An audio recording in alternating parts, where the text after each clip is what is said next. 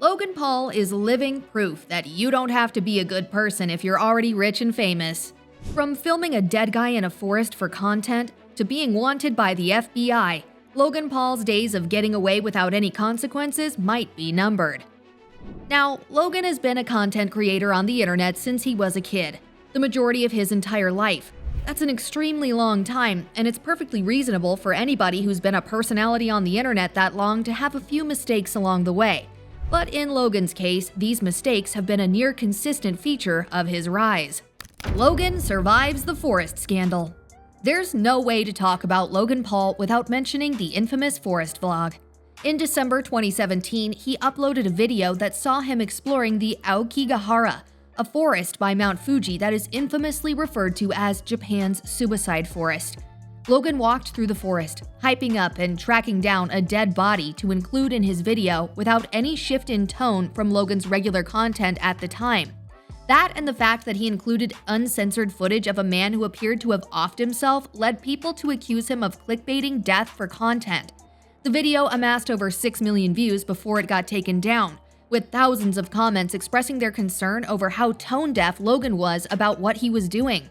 Then, Logan followed this up with what many people consider to be one of the worst and most stereotypical YouTube apologies of all time.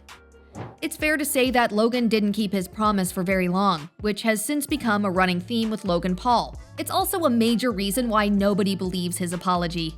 Despite this being the incident that many thought would finally end Logan Paul, he not only survived it, but thrived off it as his subs grew from 16 million to 18 million in only a couple of months in 2018.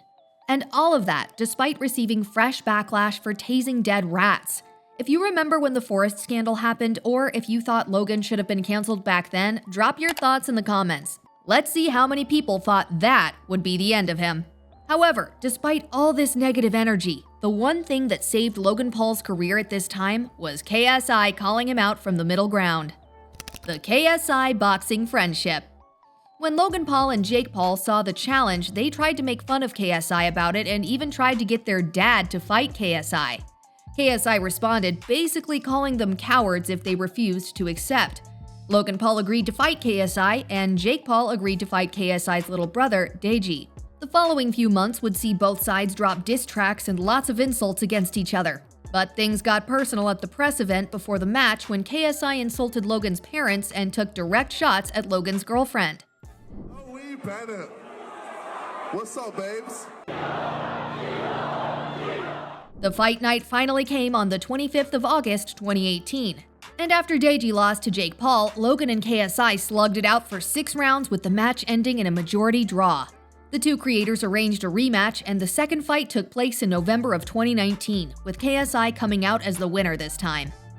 By the time the fights were over, the two men had gained a lot of respect for each other and would even become friends with Logan and KSI, collaborating on Prime. Which brings us neatly along to another one of Logan's disasters, because even though his transition into professional sports had successfully redeemed his mainstream reputation, behind the scenes, he was still cynical and harmful as ever. The Prime lawsuits.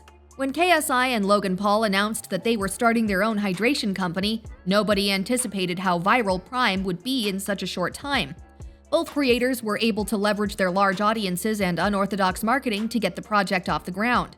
But good times seem to be over for Prime, as it's been one lawsuit after another. Logan Paul even had to respond to allegations about forever chemicals in the grape flavor of the drink. However, now Prime is facing a different lawsuit worth $68 million from their own manufacturing company, Refresco. According to experts, the reason why Prime refused to fulfill the terms of their contract with a bottling company is that the sales simply haven't been there to justify the deal. Agravana also sued Prime for $13 million, alleging that Logan Paul and KSI's brand refused to pay them after supplying ingredients for the drink. Adding on to the pile of lawsuits was the U.S. Olympic team. The United States Olympic Committee alleges that Prime used their officially trademarked trade dress in promoting the drink without acquiring the proper license to do so. This lawsuit has been settled out of court, with Prime allegedly paying millions of dollars. And then, not to forget the Mass Plus anti-competitive suit sent by Lionel Messi's company when Prime tried to claim that they were being copied by a newer hydration drink. That's yet another situation that has seemingly backfired for Logan. All these lawsuits add up to almost $100 million, and when you take into consideration that Prime's net profit for 2024 was only $500,000, it's easy to understand why people think the billion-dollar hydration drink may already be on its last legs. And on top of that, a lot of people consider the drink itself to be terrible and unhealthy. But even though things aren't looking good for Prime, and just when you think it couldn't get worse than lawsuits and PR flops, Logan took on the one person you never want to fight online, Coffeezilla. If you're enjoying this breakdown so far and want to follow more creator takedowns and internet collapses, hit that subscribe button and tap the bell. CryptoZoo and Coffeezilla. In 2022, Coffeezilla released a 3-part video series exposing the details of Logan Paul's failed CryptoZoo NFT project. Logan responded in 2024 by suing Coffeezilla for defamation over the CryptoZoo investigation. He alleges that Coffee wrongfully claimed him a scammer and left out key details in his investigation, whilst also tarnishing his good name by deliberately lying about details with the intent to slander. Logan's legal complaint reads like a personal vendetta, accusing Coffeezilla of using false narratives to grift views and destroy his reputation. But here's the problem. Logan's own past statements prove the exact opposite.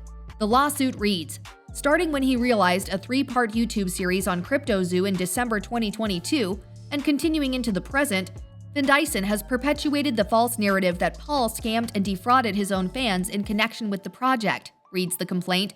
Vin Dyson has perpetuated this false narrative, despite knowing it to be completely and utterly false, in order to enhance his profile and increase his viewership and income in the process.